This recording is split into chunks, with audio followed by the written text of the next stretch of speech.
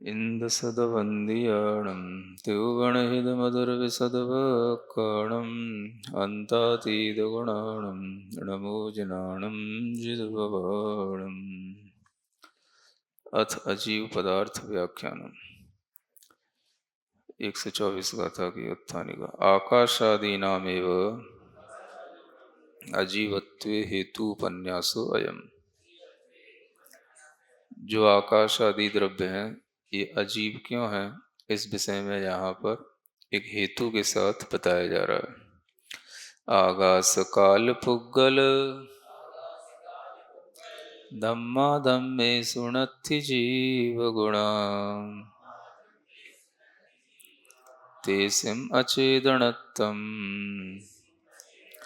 बड़िदम जीवस्य चेदनदा।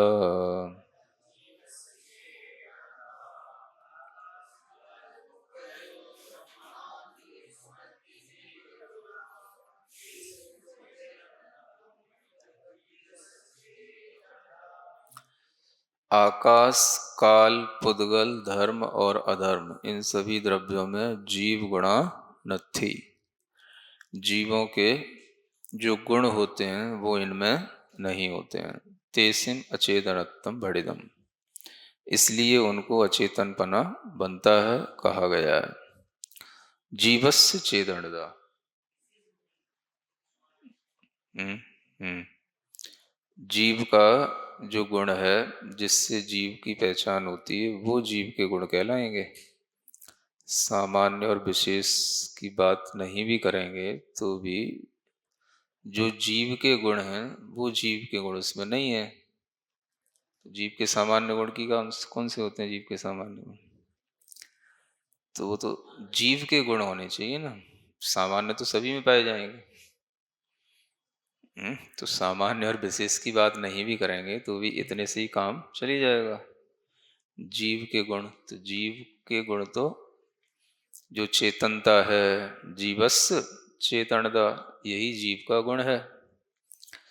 तो यही जीव की चेतनता नाम का गुण है, ये आकाश आदि द्रव्यों में नहीं पाया जाता है।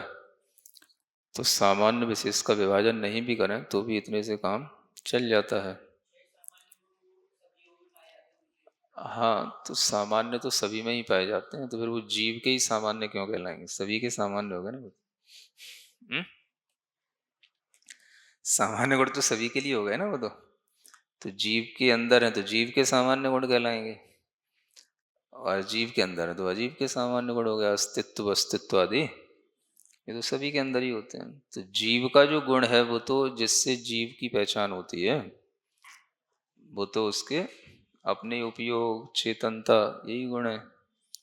तो ये गुण जो है अजीव पदार्थों में, इन आकाश आदि द्रव्यों में नहीं होते हैं, इसलिए इतना कहना भी पर्याप्त हो जाता है।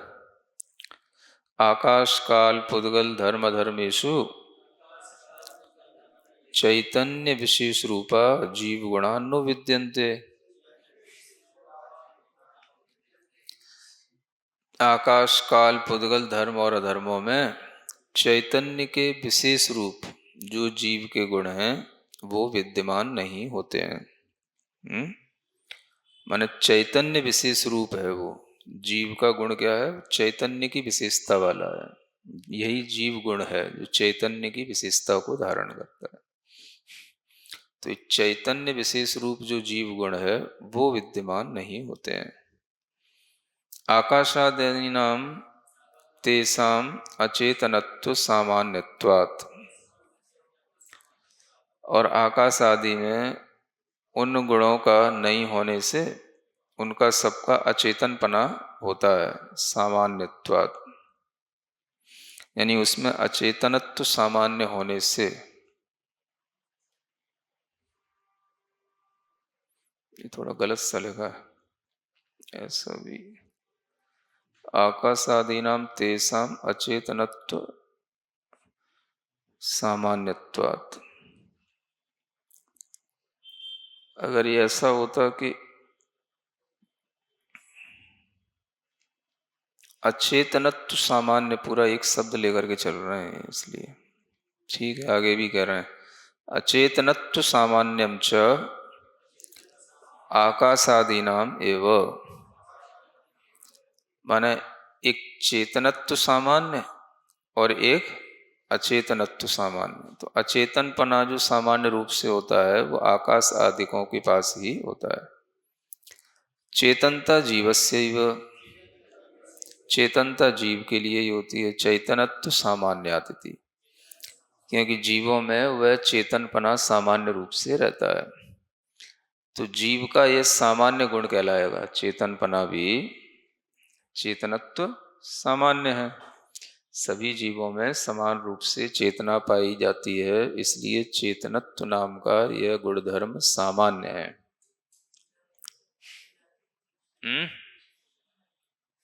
क्या सजाती? हाँ, तो सब सजाती ही तो हुए। जितने जीव हैं वो सब जीव जाति की अपेक्षा से सब सजाती हो गए, तो इसलिए उनमें चेतनत्व सामान्य होगा। तो उनमें चेतनपना ही उनका वह सामान्य धर्म कहलाएगा। चेतन सबके अंदर है, तो इसलिए चेतनपना विशेष गुण नहीं है जीव का। जीव का यह सामान्य गुण है, जीव का, है ना। चेतनपना सब जीवों में रहता है, इसलिए जीव का यह सामान्य गुण धर्म हो गया। जीव की दृष्टि से देखो तो। हम्म जीवों में देखो तो जीव की अपेक्षा से चेतना जो है सामान्य धर्म है, बस। हम्म है। विशेष क्या होगा? विशेष वही हो जाएगा जो आपके अंदर पूछने की इच्छा हो गई, विशेष हो गया। ये भी सब सामान्य ही है ना, जानना देखना भी सामान्य है, सब जीवों में पाया जाता है। विशेष क्या हो गया? तो पंचास्तिकाय पढ़ रहे हो आप, ये विशेष हो गया, है ना। विशेष गुण क्या हो गया? हाँ, ये विशेष है। जानते हुए भी किसको जान रहे हो? तो पंचास्तिकाय शास्त्र को जान रहे हो, ये विशेष बात है। जो सब में ना पाया जाए वो विशेष होता है।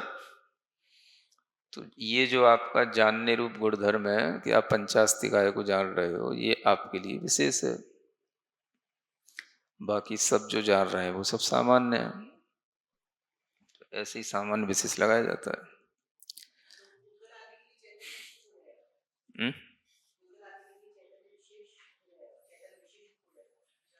तो उनमें जो होता ही नहीं है तो वो कैसे जाएगा?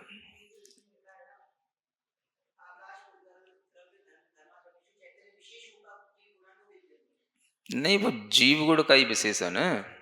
चैतन्य विशेष जो है वो जीव का ही गुण कहा गया। जीव का गुण कैसे? जो चैतन्य की विशेषता वाला होता है वो जीव होता है।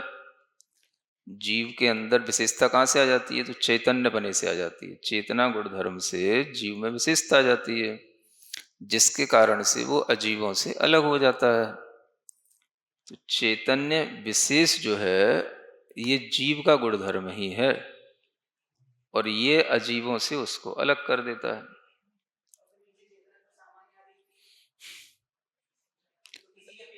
हाँ तो ठीक है ना। हाँ हाँ, तो वो जीव और अजीव की अपेक्षा से चैतन्य विशेष गुण धर्म हो गया, जो जीव और अजीव में से अजीव को अलग कर दे रहा है। और जीवों की अपेक्षा से वो जीव चेतनत्व तो सामान्य गुण धर्म हो गया, जो सब जीवों में पाया जाता है।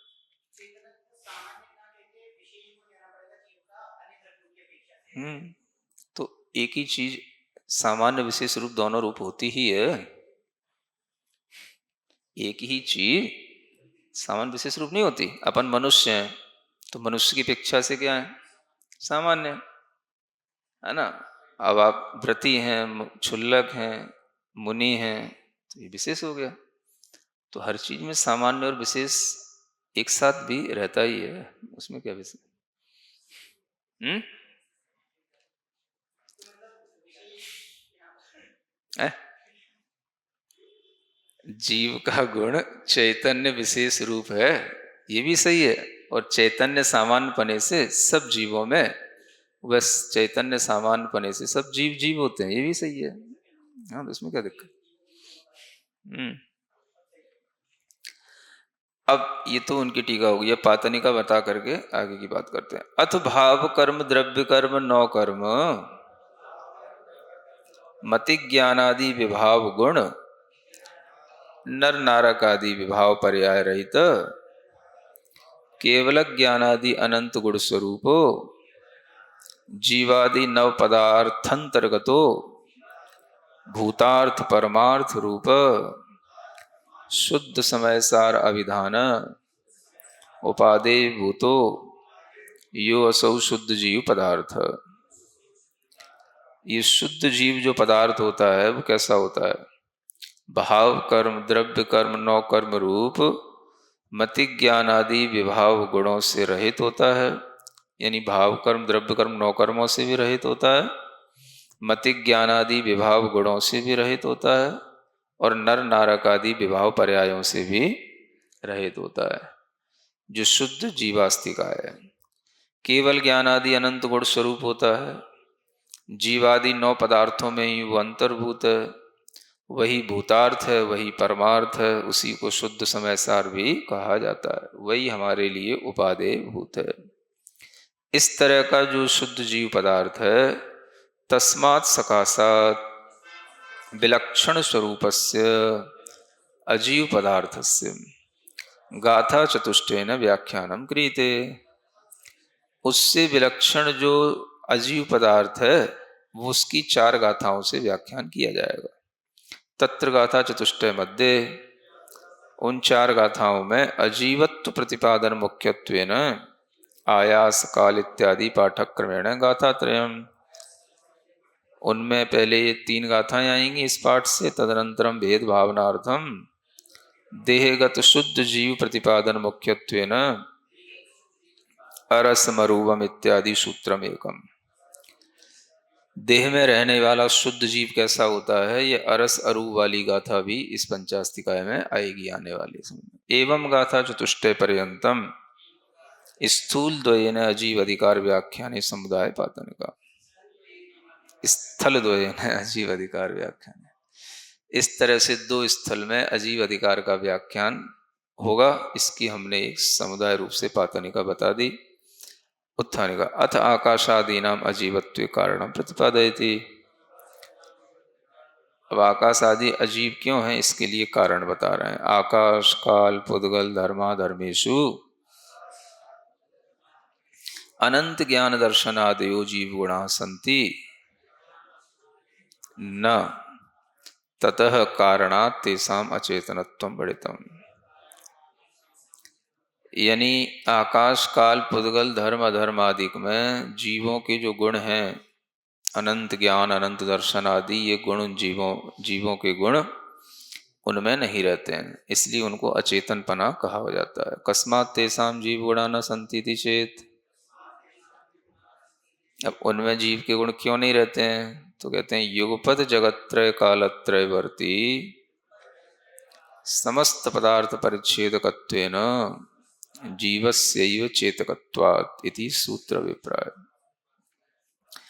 ये जीव के लिए ही होता है कि वह एक साथ तीन जगत तीन काल की बातों को और समस्त पदार्थों को, तीन जगत तीन काल वर्ती समस्त पदार्थों को एक साथ उनको जाने, ऐसा जीव के लिए ही चेतन होना, संचेतन होना, अनुभव होना संभव है। अन्य किसी द्रव्य के लिए ऐसा नहीं हो सकता।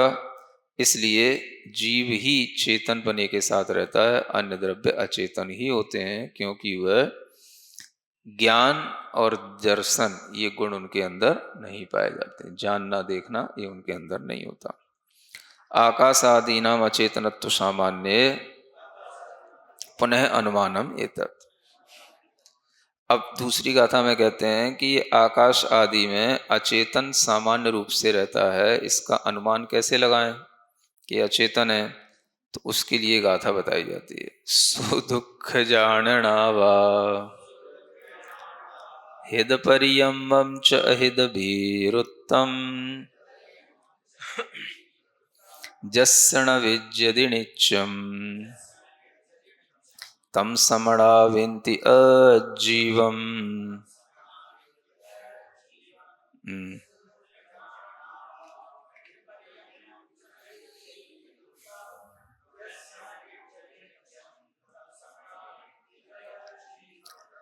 अब देखो, श्रमणा माने श्रवण जन, है ना, तीर्थंकरों को भी श्रवण कहा जाता है। उसको वह अजीवम विनती माने जानते हैं। किसको? जिसमें ये चीजें न विज्जति, जस कौन कौन सी चीजें नहीं होती जिसमें? सुख दुख जानना, यानी सुख दुख को जानना जिसमें नहीं होता उसे क्या बोलते हैं? अजीव कहते हैं, है ना। वो सुख दुख को नहीं जानता है। अब कोई भी पदार्थ, कोई भी इंस्ट्रूमेंट ऐसा बन जाए जो आप सुखी हैं कि दुखी हैं वो बता दे, है ना, तो भी जो है वो सुख दुख को जानने वाला नहीं कहलाया जा सकता है। माने जैसे आजकल बहुत सारी छोटी छोटी वॉच वगैरह आने लगी ना, ऐसे बहुत सारे है, एआई भी जानने लगा। क्या बोलते हैं? मूड डिटेक्टर, अच्छा हाँ, मूड कैसा है, हाँ ये बता देता है। मतलब आपका मूड ठीक है कि नहीं, पॉजिटिव है कि नेगेटिव है, ये मूड डिटेक्टर होता है। तो वो डिटेक्ट तो कर सकता है, लेकिन अपने अंदर कोई भी सुख दुख की फीलिंग नहीं कर सकता है ना। तो सुख दुख को जानने वाला जो भाव है वो तो जीव में ही रहता है। हम्म?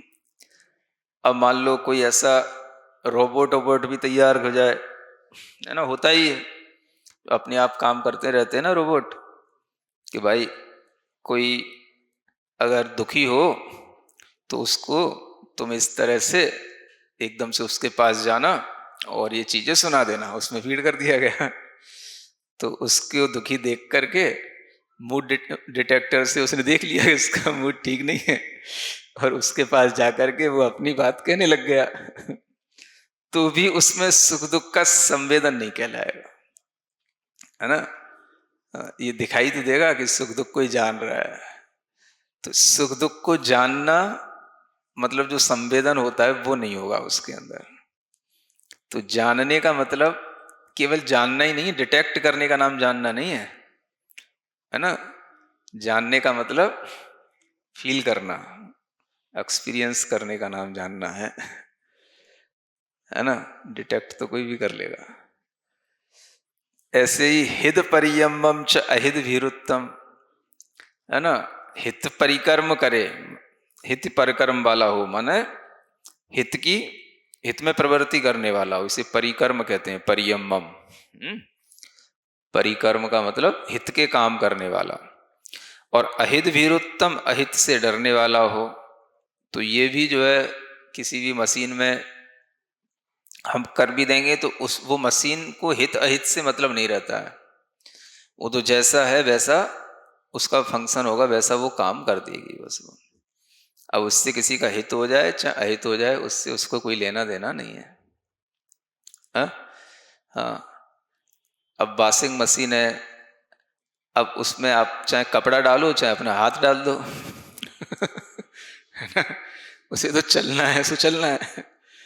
तो हित करना और अहित से डरना वो उसका काम नहीं है, उसका काम तो बस घूमना है सो।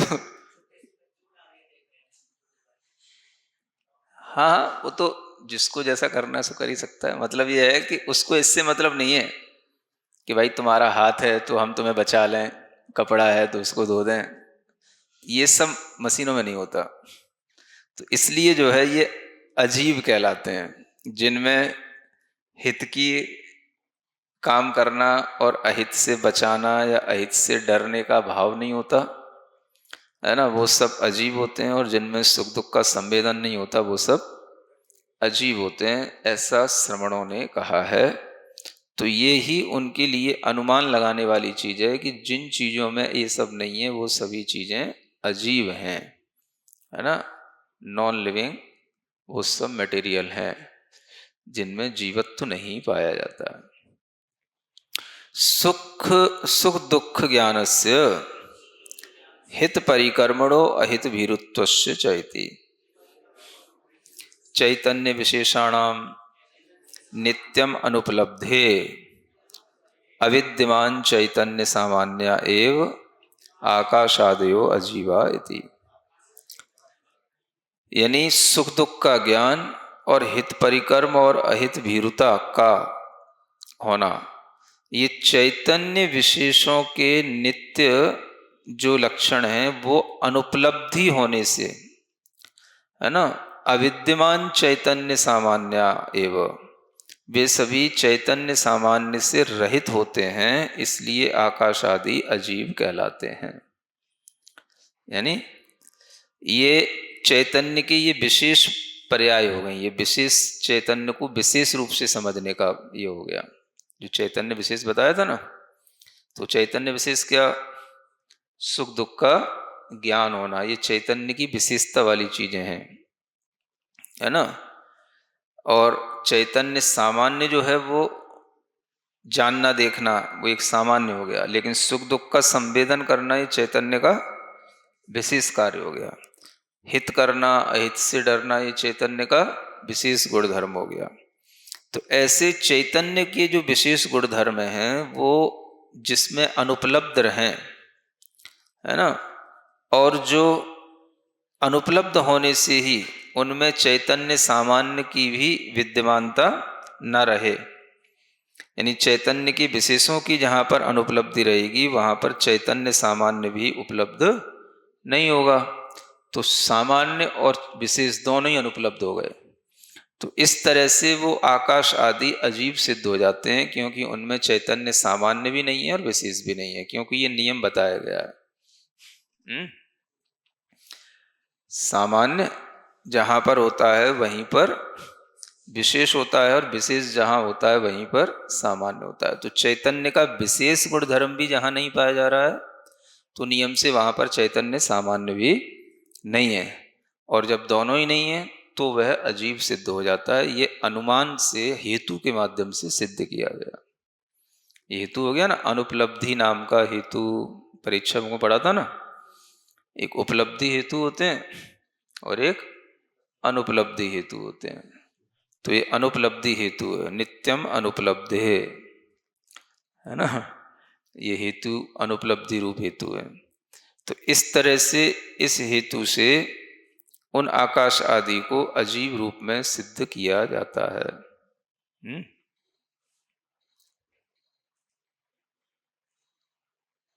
सामान्य विशेष का इस तरह का यह संबंध जानना चाहिए।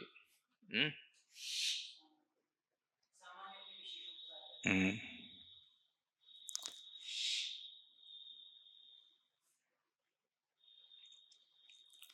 ये तर्क के माध्यम से, हेतु के माध्यम से जब सिद्ध कर दिया तो ये अनुमान से सिद्ध कहलाया, है ना। तो इसलिए अनुमान ज्ञान इसमें काम कर गया। इस तरह से अनुमान काम करता है। तो ये अनुमान हेतु के साथ चलता है। हेतु दिया क्या, अनुपलब्धि हेतु। तो वो अनुपलब्धि हेतु से जब कोई चीज सिद्ध हो गई तो वह अनुमान से सिद्ध कहलाएगी। हम्म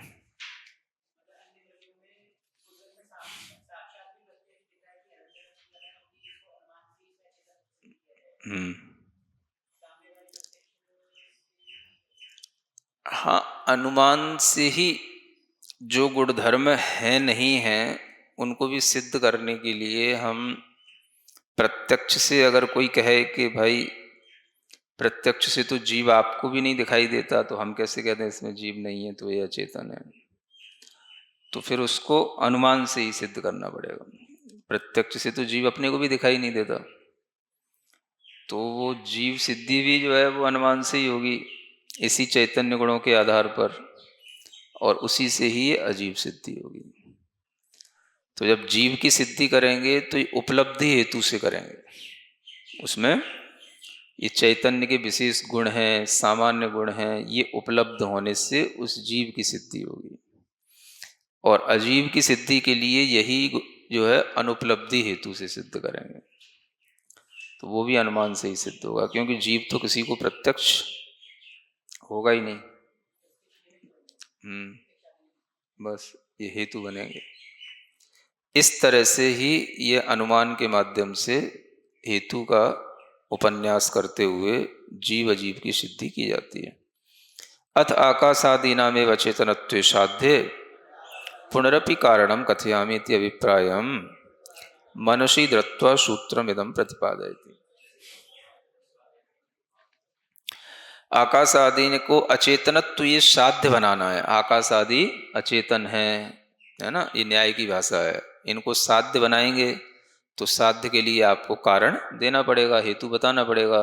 तो उसी हेतु का यहाँ पर कथन है। सुख दुख ज्ञातृता वा हित परिकर्म च तथैव अहित भीरुत्वम यस्य पदार्थस्य न विद्यते नित्यम तम श्रवणा ब्रुवन्ति अजीवम इति।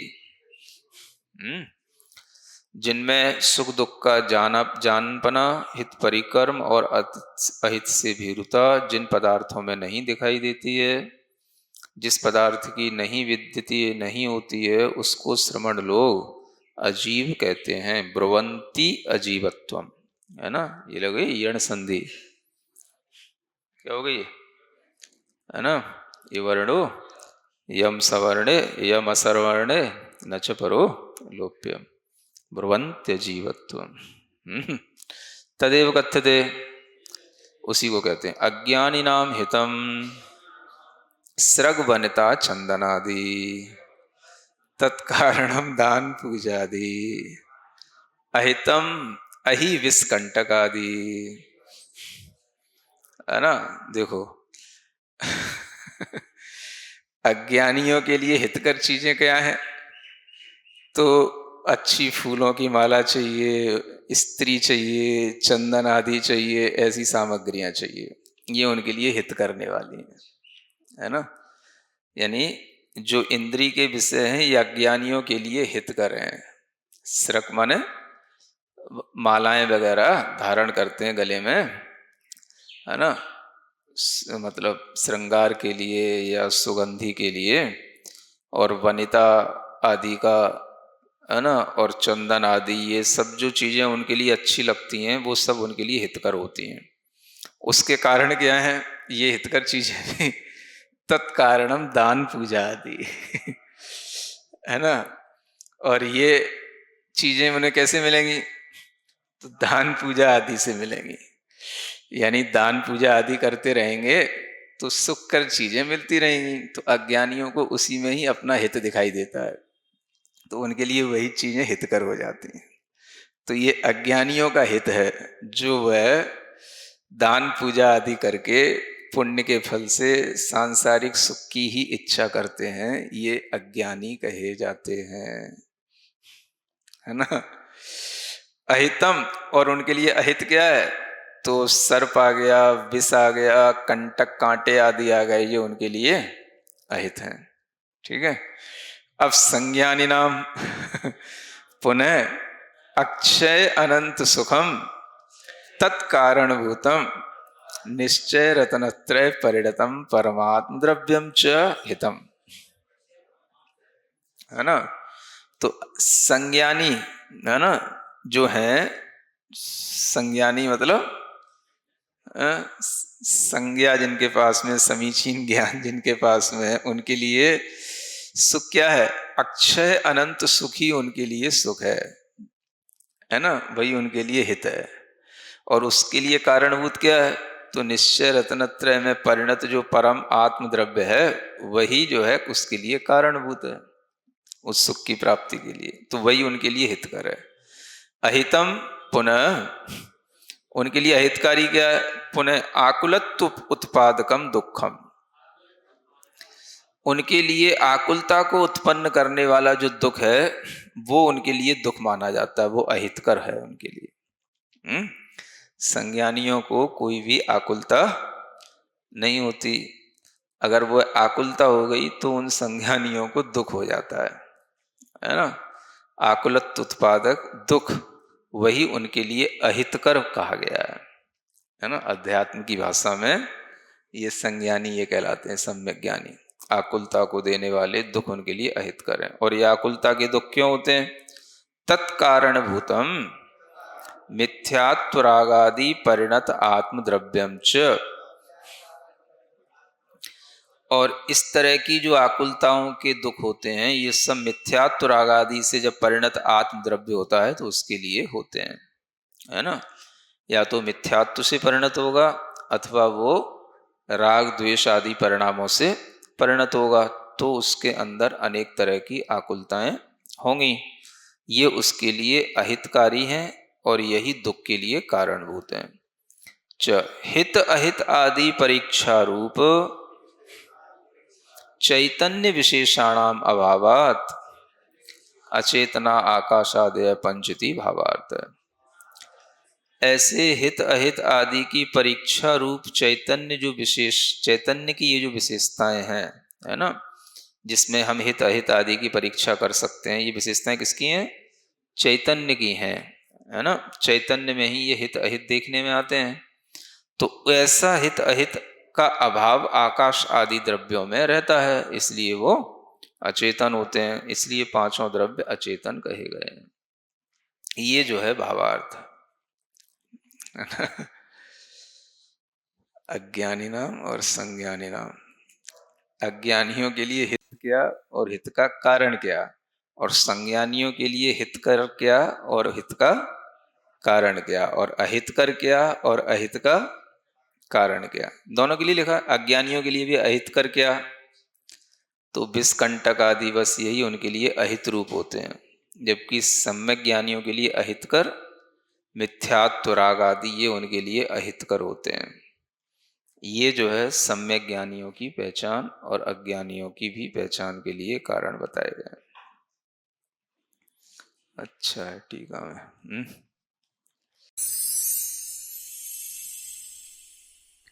सिरिजिणवाणी जग कल्याणी जग जन मदतम मोहरी जणमण हारी गढ़हर हारी जम जरा भव रोग हरी तिथियराणम दिव्य झुणिम जो पड़ई सुणई मय्ये धारई राणम सौख मणंतम धरिय सासद मोक्ष पदम पावई सासद मोक्ष पदम पावई।